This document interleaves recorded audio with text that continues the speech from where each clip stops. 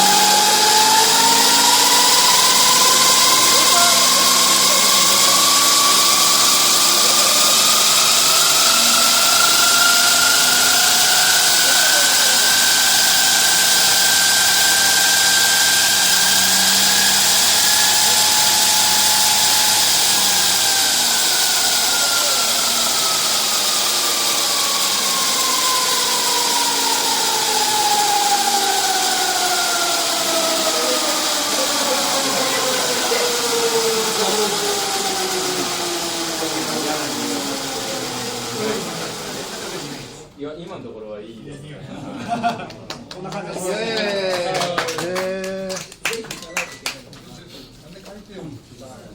いや、思ったよりも結構なんだ。多分これ外だと多分静か。もうエンジンと比べてしまったら全然音は小さいと思いますので。